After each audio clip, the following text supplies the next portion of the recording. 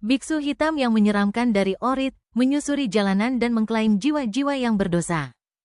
Di kota kuno Ohrid, yang terletak di tepi danau yang berkilau, ada sebuah cerita yang masih dibisikkan oleh orang-orang tua saat malam tiba.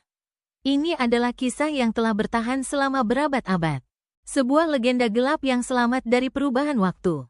Cerita ini berbicara tentang seorang biksu, yang dulunya adalah sosok yang sangat dihormati dan beriman. Tetapi sekarang menjadi bayangan yang masih berjalan di jalanan berbatu kota itu bahkan setelah kematiannya. Namanya dikenal oleh semua orang, meskipun sekarang hanya disebut dengan suara pelan. Karena dia disebut sebagai biksu hitam. Dahulu kala, pada waktu ketika Ohrid adalah tempat yang sangat penting secara spiritual, seorang biksu tiba di kota itu. Dia adalah seorang pria dengan penampilan sederhana, mengenakan jubah hitam yang sederhana. Wajahnya tenang, namun matanya memancarkan kebijaksanaan yang jauh melampaui usianya.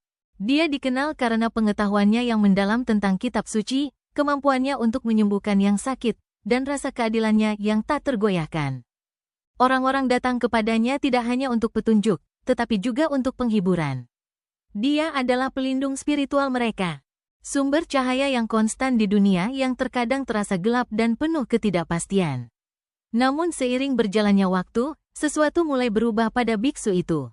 Kebaikannya, yang dulunya tak terbatas, mulai memudar, digantikan oleh obsesi yang semakin besar dengan kemurnian dan penghakiman. Biksu itu mulai melihat dunia di sekelilingnya melalui lensa yang berbeda, yang kabur oleh keinginan yang tak henti-hentinya untuk membersihkan kota dari dosa.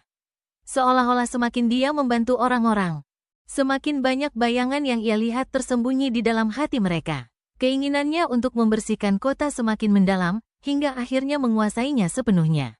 Beberapa orang mengatakan bahwa itu adalah sebuah kejadian tertentu, sebuah pengkhianatan dari seseorang yang telah dia percayai, yang mendorongnya ke batas. Lainnya mengklaim bahwa itu adalah rasa bersalahnya sendiri, sebuah rahasia gelap yang terkubur dalam dirinya, yang mengubahnya menjadi sesuatu yang tak dapat dikenali. Tidak ada yang tahu dengan pasti. Namun yang jelas adalah bahwa biksu itu, yang dulunya adalah seorang pria yang damai, berubah menjadi sosok yang menakutkan. Dia mulai berjalan di jalanan pada malam hari, jubah hitamnya melayang di belakangnya seperti awan hitam. Orang-orang yang melihatnya akan mengatakan bahwa dia tidak pernah mengucapkan sepatah kata pun, tetapi kehadirannya cukup untuk membekukan darah di pembuluh darah mereka. Matanya, yang dulunya penuh kebaikan, kini bersinar dengan api yang tidak wajar, sebuah intensitas hampir supernatural yang tampaknya menembus langsung ke dalam jiwa. Mereka mengatakan bahwa dia bisa melihat dosa-dosa kita, bahkan yang tersembunyi, dan ketika dia memandangmu, kamu merasa seolah-olah jiwamu terbuka lebar. Penduduk mulai berbicara tentang kejadian aneh di malam hari. Orang-orang menghilang, tak pernah terlihat lagi. Dikatakan bahwa mereka yang telah melakukan dosa besar akan bertemu dengan biksu hitam di jalan-jalan, tertarik padanya seolah-olah oleh kekuatan tak kasat mata.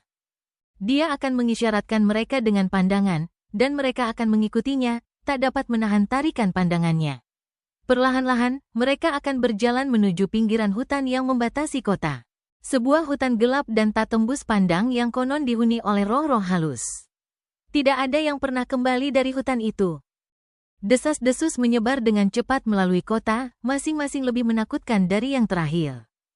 Beberapa mengatakan bahwa biksu hitam membawa para pendosa ke dalam hutan untuk menghadapi hukuman mereka, di mana mereka akan dilahap oleh bumi itu sendiri, jiwa mereka hilang selamanya.